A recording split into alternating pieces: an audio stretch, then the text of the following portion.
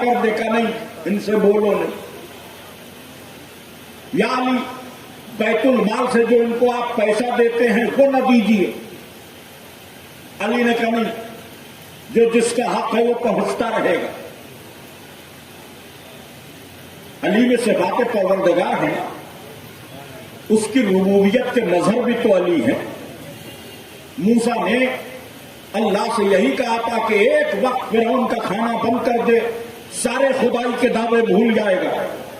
تو اللہ نے یہی جواب دیا تھا کہ موسیٰ اگر وہ بندہ ہونا بھول گیا ہے تو کیا میں رب ہونا بھول جاؤں؟ یہی جواب علی کا تھا کہ اگر یہ خوارج غلام ہونا بھول گئے ہیں تو کیا میں مولا ہونا بھول جاؤں؟ ایک صلوات بھیجے محمد والے محمد پر۔ یہ مجمع یہ مجمع ہے مولا کے سامنے۔ خوارج عام مسلمان تھوڑے سے وہ لوگ کہ جو پہلا امام مانتے، جن میں میثم تمار، جن میں ساسا بن سوہان، جن میں حضرت مالک اشتر، یہ چند افراد ہیں، جن میں بنی ہاشم کے کچھ لوگ، انہوں نے امام اول تسلیم کیا، کوفے کی میجارٹی نے چوتھا خلیفہ مانا، اور خوارج معاذ اللہ گناہگار کہتے ہیں۔ اب اس مجمع میں علی خطبہ دے رہے ہیں، لوگوں کو دعوت علم دے رہے ہیں، آواز دے رہے ہیں کہ امت کا مقدر علم ہونا چاہیے، حصول علم کے راہ پہ لگ جاؤ، طاقت اور اقتدار ختم ہو جانے والی چیزیں، علم باقی رہنے والی چیز۔ اور اب ذہنوں کو متوجہ کیا، ادب فکرہ کا سلونی قبلا ان تأخذونی، پوچھ لو مجھ سے، پوچھ لو قبل اس کے کہ مجھے کھو دو، میں آسمان کے راستوں سے بھی اسی طرح واقف ہوں جس طرح زمین کے راستوں۔ اب یہ علی نے دعویٰ کیا، آسمان کے راستوں کی بات کی اس عہد میں کہ جب کسی کو شعور بھی نہیں تھا کہ آسمان میں راستے ہوتے۔ آج تو آپ فلائٹ کے راستوں کا تعین کرتے ہیں، آسمانوں کے راستوں کی بات کرتے ہیں، لیکن سن 39 ہجری کے کوفہ میں کسی کو یہ خبر نہیں تھی کہ آسمانوں میں بھی راستے ہوتے ہیں۔ علی کہہ رہے ہیں کہ میں آسمانوں کے راستوں سے واقف ہوں، مجھ سے پوچھو سلونی۔ علی نے کہا سلونی، مجھ سے پوچھو۔ جی چاہتا ہے ہاتھوں کو جوڑوں، اے جناب امیر، اے مولائے غدیر، اے ساقی خمخانہ وحدت، اے کلیم ثنائے حکمت، اے گوہر درخشان درج لافتہ، اے شمع فانوس حلتا، اے نیر تابہ، اے برج انما، اے آئینہ دار جمال احمد مختار، اے صاحب ذوالفقار، اے مظہر العجائب والغرائب، اے غالب کل غالب، اے میرے مولا علی ابن ابی طالب، صلوات بھیجے محمد والے۔ یا علی یا علی، اللہم صلی اللہ علیہ وسلم۔ میرے مولا آپ نے نہج البلاغہ میں ارشاد فرمایا، جس نے میں کی اس نے اپنا مقتل تیار کیا، جس نے انا کی اس نے اپنا مقتل تیار کیا۔ میرے بزرگ مجھ سے بہتر جانتے ہیں، میں بچوں کے لیے عرض کر رہا ہوں، میں کرنے کا مطلب، انا کا مطلب کیا؟ دماغ میں یہ خناس آ جائے کہ جو کچھ ہوں وہ میں ہوں۔ خدا نخواستہ میرے دماغ میں یہ خناس آ جائے کہ مجھ سے بہتر کوئی مجلس نہیں پڑھ سکتا۔ جیسے ہی یہ خناس آئے گا میرے دماغ میں، عروج زوال میں بدل جائے گا، بلندی پستی میں بدل جائے گی۔ تو اگر دماغ میں آ جائے کہ میں سب کے لیے یہی بات، جناب وحدت صاحب تشریف فرما بہترین شعر کہتے ہیں، لیکن اگر ہم لوگوں کی تعریفوں سے ان کے دماغ میں یہ بات آ جائے کہ مجھ سے اچھا کوئی شاعر نہیں، تو آپ سمجھیے کہ جیسے ہی یہ بات ذہن میں آتی ہے، بلندیاں پستیوں میں اپنے آپ تبدیل ہو جاتی ہیں۔ تو میں صرف ذات واجب کو زیب دیتی، عجب صرف اس کے لیے اور کسی کو میں زیب ہی نہیں۔ اس لیے کہ جو کچھ ہمارے پاس ہے ہمارا کچھ نہیں.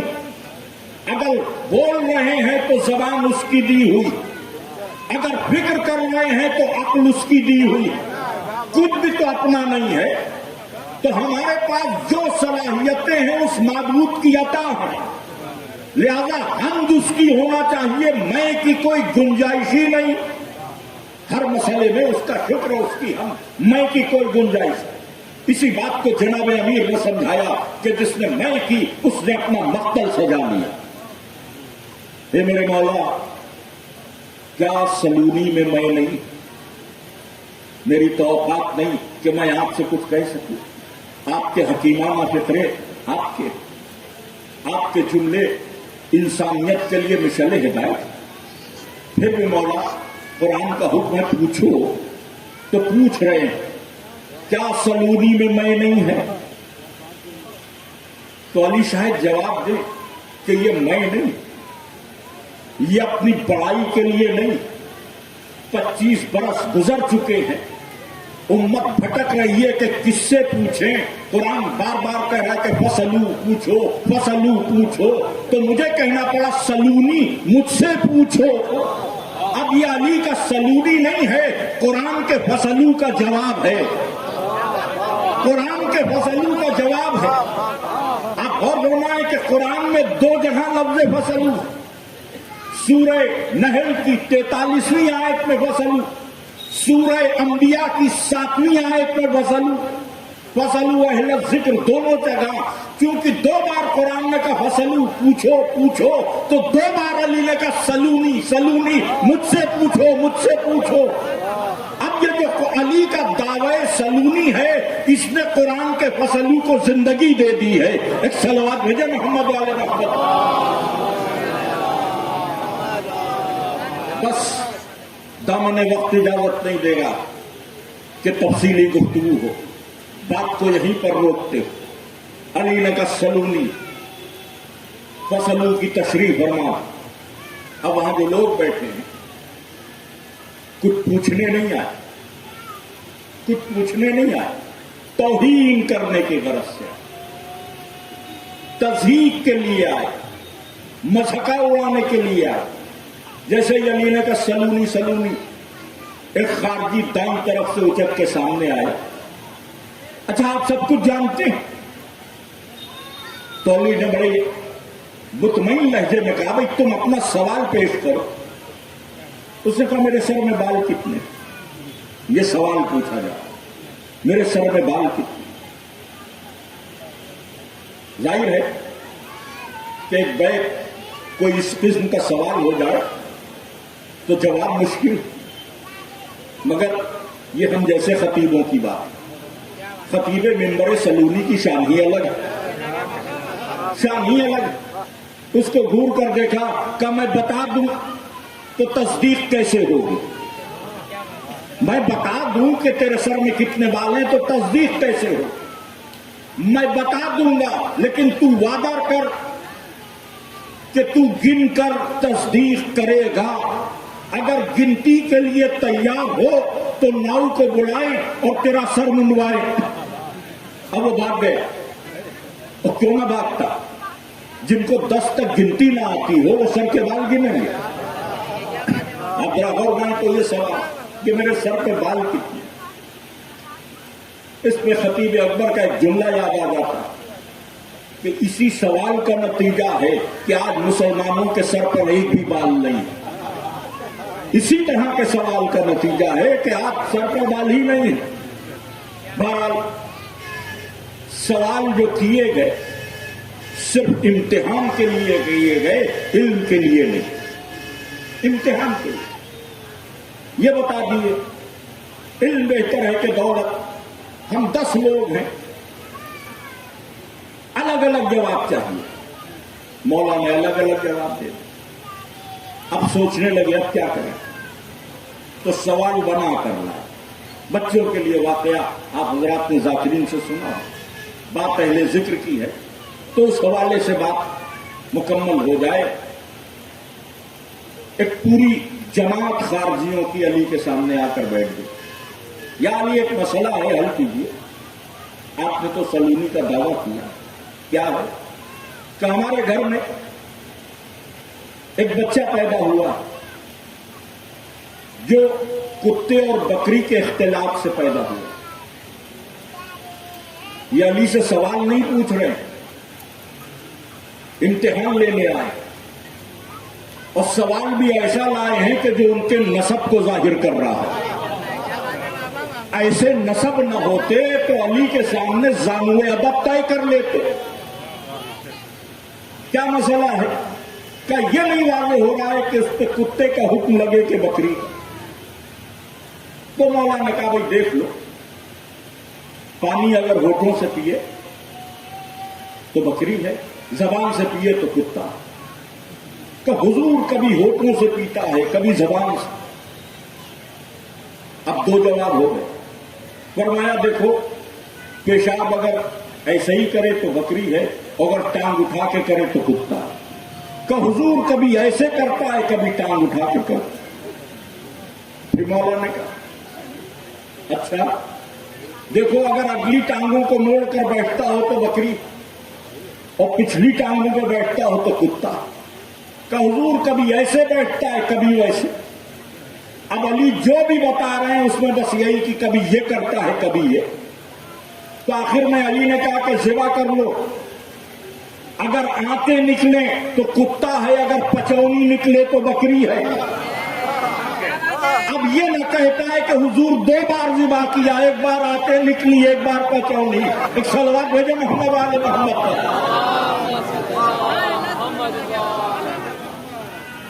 اب کہاں تک آزمایا گیا کہ یہ تو تجربات پہ ہو سکتا ہے۔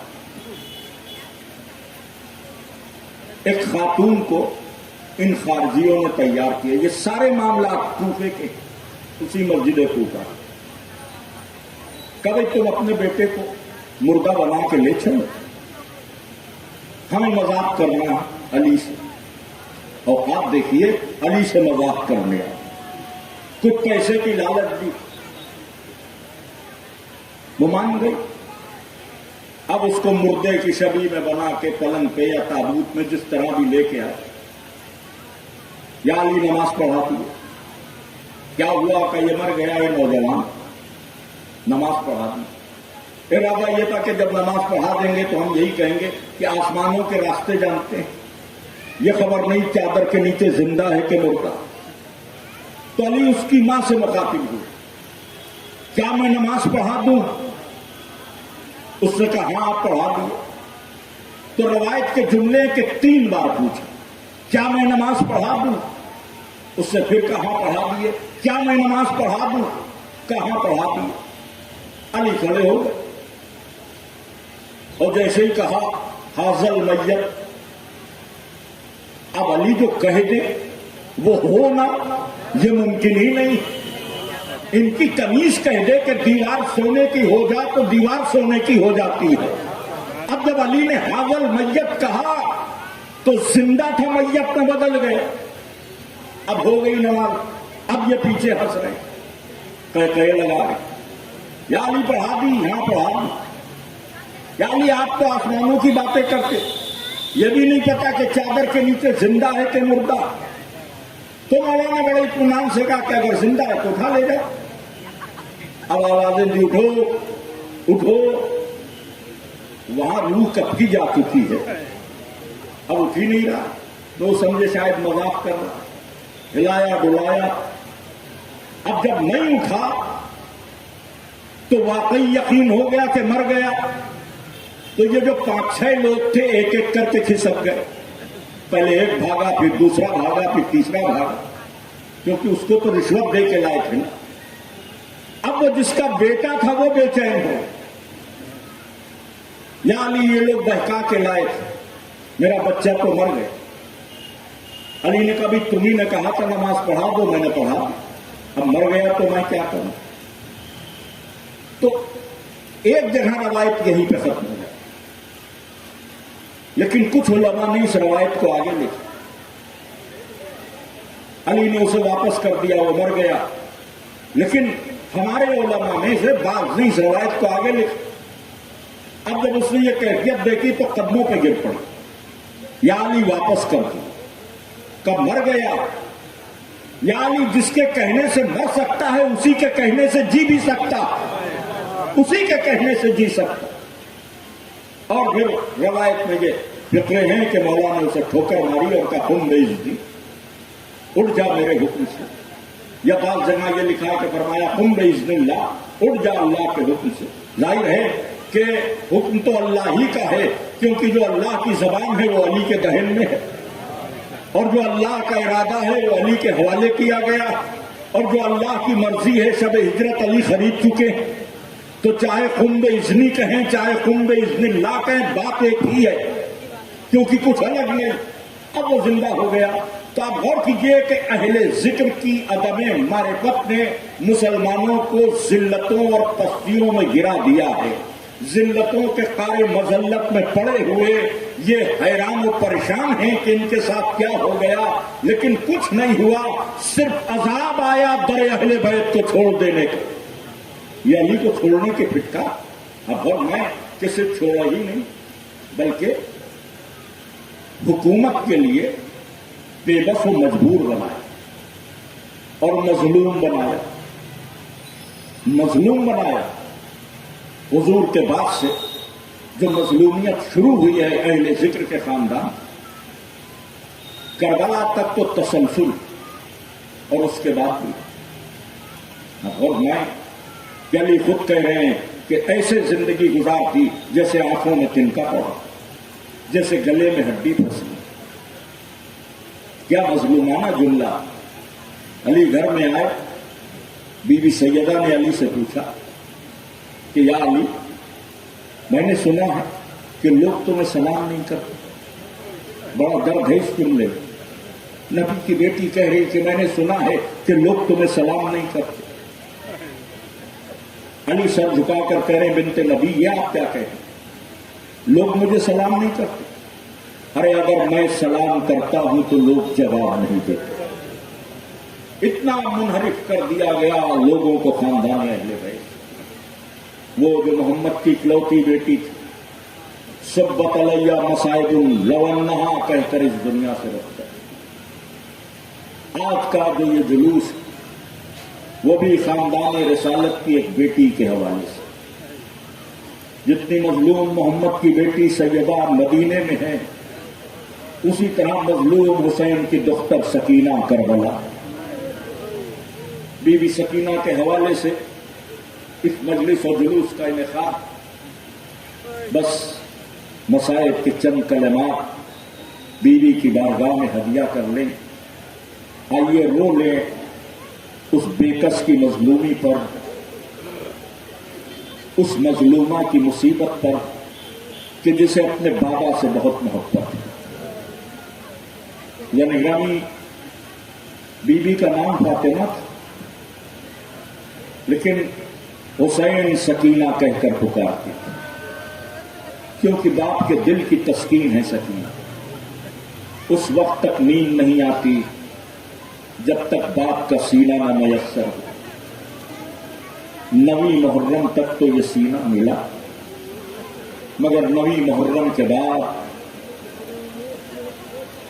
4 برس کی ایک لاچار بچی حسین رخصت آخر کو خیمے میں آئے، رخصت ہو کر پشت فرس پر سوار ہوئے، مقتل کی طرف جانا چاہتے ہیں، گھوڑا آگے نہیں بڑھتا، کہتے ہیں اسپے باوفا مجھے میرے مقتل پر چھوڑ دو. سمو کی طرف اشارہ کرتا ہے تو عجب جگر خراش منظر تھا. 4 برس کی بچی سمو سے لپٹی کہہ رہی تھی میرے بابا کے گھوڑے میرے بابا کو مقتل میں نہ لے جا.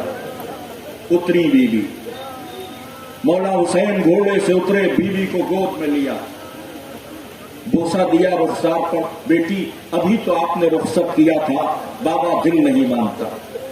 بیٹی باپ کو دیر ہو رہی، اب جانے دو، وعدہ طفلی ادا کرنا. بابا جا رہے ہیں تو جائیے، بس ایک وعدہ کر لیے. کیسا وعدہ؟ بابا جب رات ہو تو لوٹ آئیے گا. آپ کو معلوم ہے آپ کی بیٹی کو آپ کے سینے کے بغیر نیند نہیں آتی. نہ میری جان سکینہ آج یہ وعدہ نہ لے کیوں بابا؟ نہیں بیٹی، آج کی رات میں مقتل سے لوٹ کر نہیں آؤں گا، آج کے بعد تم کوشش کرو کہ ماں کے سینے پہ سر رکھ کے سو، اماں کے پہلو میں نیند کی عادت ڈالو۔ فرمایا بابا وہاں تو میرا بھائی علی اصغر آرام کرتا ہے۔ کیا بیٹی ترتیب بدل گئی، علی اصغر آج سے میرے سینے پہ سوئے گا، تم ماں کے پہلو میں سونا۔ کیا کہا بی بی سکینہ نے مجھے نہیں معلوم، مگر میر انیس نے اس منظر پہ ایک بیت فرما دی۔ نبی میر انیس فرماتے ہیں کہ جب بی بی سکینہ سے حسین نے کہا کہ ماں کے پہلو میں سو، اصغر میرے پاس سوئیں گے، تو بی بی نے تڑپ کر کہا جیتے رہے فرزند کہ سبھی لخت جگر ہیں، جیتے رہے فرزند کہ سبھی لخت جگر ہیں، میں آپ کی بیٹی ہوں، وہ اماں کے پسر ہے۔ اے میرے بابا میرا دل رو رہا ہے، اے میرے بابا یہ کیسی باتیں ہیں؟ بابا وعدہ کرو ورنہ سکینہ کو نیند نہیں آئے گی۔ حسین نے کہا بیٹی آج کی رات تو بلا لیں گے، لیکن آج کے بعد ضد نہ کرنا، ماں کے پاس سو جانا، آج کی رات ہم تمہیں بلا لیں گے۔ گوشت سے اتارا، جائیے سکینہ بی بی خیمے میں جائیے۔ بی بی آہستہ قدموں سے خیمے کی طرف جا رہی ہے۔ حسین اپنی 4 برس کی بچی کو بڑی حسرت بھری نظر سے دیکھ رہے ہیں، کیونکہ ابھی تھوڑی دیر بعد اس کے رخسار ہوں گے، ظالموں کے تماچے ہوں گے۔ دیکھ رہے ہیں کہ اچانک بی بی رک گئی۔ اب جو رک گئی تو حسین نے کہا بیٹی خیمے میں کیوں نہیں جاتی، بیٹی خیمے میں کیوں نہیں جاتی؟ بی بی سکینہ مڑی، مڑنے کے بعد ننھی باہیں پھیلائی، بابا ایک بار اپنے سینے پہ لٹا لو۔ حسین کربلا کی جلتی زمین پہ لیٹ گئے، آ میری بچی میرے سینے سے لگ جا۔ بی بی دوڑتی ہوئی آئی، حسین کے رخسارے پہ رخسارہ رکھ دیا۔ اے بی بی پیار کر لو، اب کوئی پیار کرنے والا نہ ملے گا۔ شاید یہ آخری پیار تھا جو حسین کی دختر کے ساتھ کیا گیا۔ اس کے بعد جب حسین نہ رہے، خیمے جل گئے، تو ظالموں کے تماچے تھے، سکینہ کے رخسار تھے، کان کی پھٹی ہوئی لویں تھی، راہ طوب و شام کا سفر تھا، اور بی بی اس سفر میں کبھی اپنے بابا کو پکارتی تھی، کبھی اپنے چچا کو آواز دیتی تھی۔ صاحب دمت الساقبہ تحریر کرتے ہیں، عجب روایت لکھی انہوں نے کہ جب قافلہ شام کے قریب پہنچ گیا تو شام کے قریب ایک جگہ قافلے نے کچھ دیر کے لیے پڑاؤ ڈالا، بیویاں دھوپ میں خاک پر بیٹھ گئیں، لیکن یزید کے ظالم سپاہی خیموں میں بیٹھے تھے۔ ایک جگہ کچھ جھاڑیاں تھیں، اس جھاڑی کی چھاؤں میں بی بی سکینہ لیٹ گئیں، نیند آ گئی، قافلہ چل پڑا، بی بی چھوٹ گئی۔ کچھ دور قافلہ گیا تو یہ خبر ہوئی کہ سکینہ نہیں ہے۔ جب معلوم ہوا کہ سکینہ نہیں ہے، اس روایت کو ایک مرد شامی نے بیان کیا۔ وہ کہتا ہے کہ میں نے دیکھا شمر ملعون ایک ناکا لے کر آیا اور جھاڑی میں سوئی ہوئی بچی کے پاس گیا۔ ہم جب کسی بچے کو جگاتے ہیں تو آہستہ سے جگاتے ہیں۔ شامی کا بیان تھا کہ شمر کے ہاتھ چل رہے تھے، سکینہ رخسار کو تھامے کہہ رہی تھی شمر مجھے نہ مار، اب میں نہ سوؤں گی، اے شمر اب مجھے نہ مار،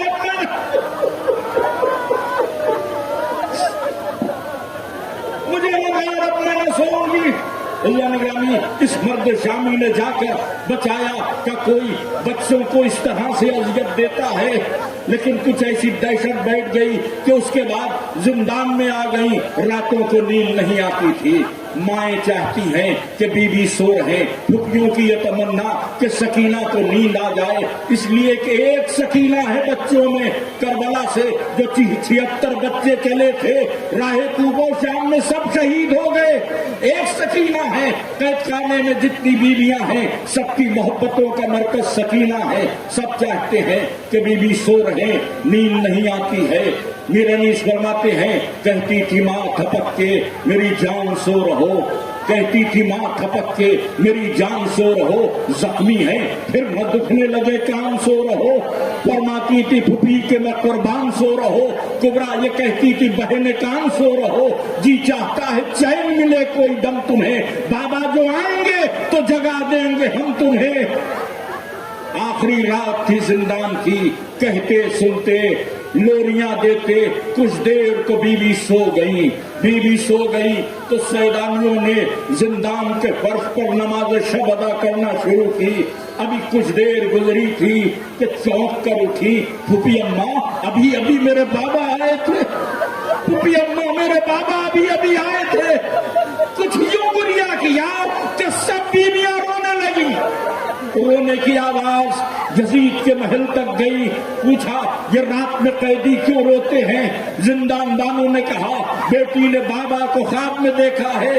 जालिम ने कटा हुआ सर हुसैन जिंदान में भिजवा दिया। बेटी ने बाप के कटे सर को देखा, फटे हुए कुर्ते के दामन में सर को ले लिया, चेहरे पे चेहरा रख दिया। ए मेरे बाबा तुम्हारे होठ अभी भी सूखे हैं। ए बाबा जरा मेरे रुखसार देखो। ए बाबा जो बुंदे तुमने पहनाए थे सिर में छीन लिए। रोती रही, पैन करती रही, रोना मौकूफ हुआ। अब सिसकियों की आवाज थी और जिंदाने शाम था। बीबी सकीना सिसक रही थी। सैदानियां हल्का बनाए हुए बैठी थी कि सिसकियां भी रुक गई। बीबी जैनब ने समझा कि शायद बीबी को सकता हो गया। गोद से सर लिया, तख्त में रखा, चाहा कि सकीना को अपनी गोद में लिटा ले, लेकिन जिस्म पर हाथ रखा तो कुछ एहसास हुआ। नब्जों को देखा, घबरा के खड़ी हो गई। इन्ना लिल्लाहि व इन्ना इलैहि राजिऊन। बीबी ने ये जो जुमले अदा किए, रबाब अपनी जगह से उठी। ए बीबी मेरी बच्ची तो खैरियत से है। गले में बाहें डाल दी बीबी जैनब ने। सकीना हमको छोड़ कर चली गई। अब जो गिरिया हुआ, यजीद ने पूछा अब काहे का गिरिया?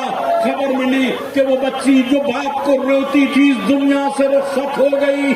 ज़ानिगामी इस खबर के बाद जिंदान में कुछ कमीजें भेजी गई ताकि गुस्ल कफन का इत्तेमाम हो।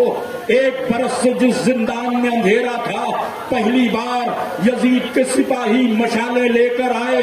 जिंदान के अंधेरे में शमा की पीली रोशनी, एक नन्ही सी मैयत फर्श पे रखी हुई है। एक माँ सरहाने बैठी बार बार कह रही है बीबी ये बता दो माँ जिएगी कैसे? जिंदगी का सहारा तो तुम ही थी। अली असगर करबला में छूट गए। अब ये माँ जिंदगी कैसे गुजारेगी? जिंदान के अंधेरे में एक नन्ही सी मैयत उठाई गई। एक भाई जिसके हाथों में हथकड़ियां थी, जिसके पैरों में बेड़ियां थी, अपनी बहन के जनाजे को दफन कर रहा था। रवायत में के कब्र में उतारने लगे तो 2 हाथ बरामद हुए जो मौला हुसैन के हाथों से मुशाबा थे। आवाज आई सैयदे सज्जाद मेरी सकीना को मेरे हवा